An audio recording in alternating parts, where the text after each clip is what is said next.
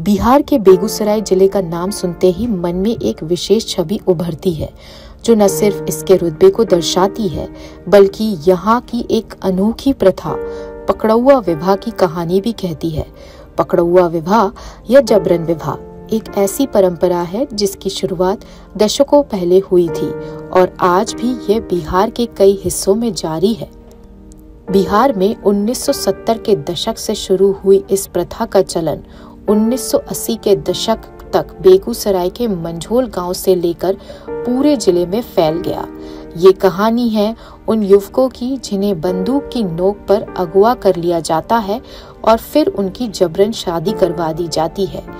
इस अनोखी प्रथा को पकड़ौआ विवाह कहा जाता है और इसी पर कई फिल्में और टीवी सीरियल ने इसे राष्ट्रीय पहचान दिलाई है।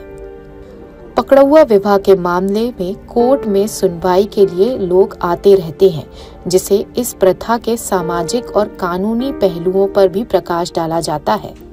देखिए, पकड़ौआ विवाह अपराध के श्रेणी में तब आता जब हिंदू मैरिज एक्ट के अनुसार सेक्शन 5 को अगर वो फॉलो नहीं करता है।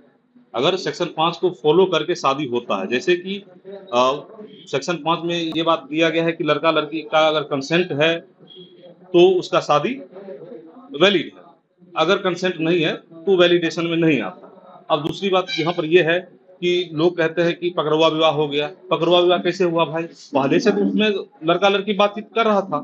इसको लेकर कानून की जहाँ तक बात है, कानून क्या है? कानून पकड़ौआ विवाह में हिंदू मैरिज एक्ट के हिंदू विवाह के एक्ट जो है उसके लिए बनाया गया है और उसमें सेक्शन 5 कहता है कि दोनों के जो लड़का लड़की है दोनों अनमैरिड होना चाहिए, उनका कोई पत्नी या पति नहीं होना चाहिए।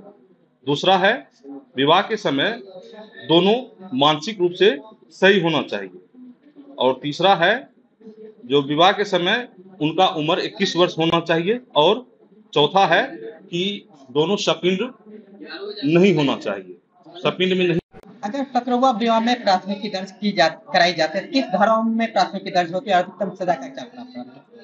पकड़ौआ विवाह में सजा जो होती है एफआईआर जो उसमें दर्ज होता है वो 363 से होता है और 385 से होता है भारतीय दंड संहिता का, और इसमें अधिकतम सजा जो है 7 वर्षों का। बेगूसराय के अधिवक्ता रणधीर कुमार ने बताया कि हिंदू विवाह में 7 फेरे लेना अनिवार्य होता है और 7वां फेरा लेते ही विवाह पूर्ण माना जाता है। ये भी सामने आया है कि हिंदू मैरिज एक्ट पकड़ौआ विवाह को ध्यान में रखकर बनाया गया है।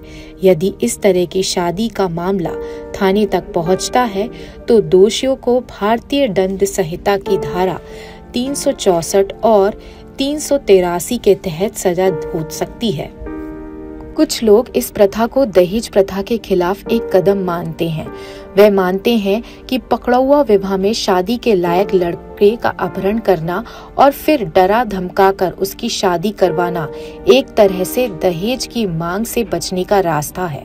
पकड़ौआ विवाह जो होता है सबसे पहले आर्थिक दृष्टि से कमजोर वर्ग ही कर पाते हैं, लेकिन अब बाद में कुछ ऐसी परिस्थिति आई है जो आर्थिक दृष्टि से नहीं भी कमजोर हैं, वो सोचते हैं कि हम पकड़ौआ विवाह कर लें, लेकिन इसमें बहुत सा अंतर आया है। आजकल कुछ घटनाएं पढ़ने को और देखने को मिल रहा है। एक टीचर की कहानी आया, एक बीएलडब्ल्यू की कहानी आया। लोकल 18 बेगूसराय से नीरज कुमार की रिपोर्ट।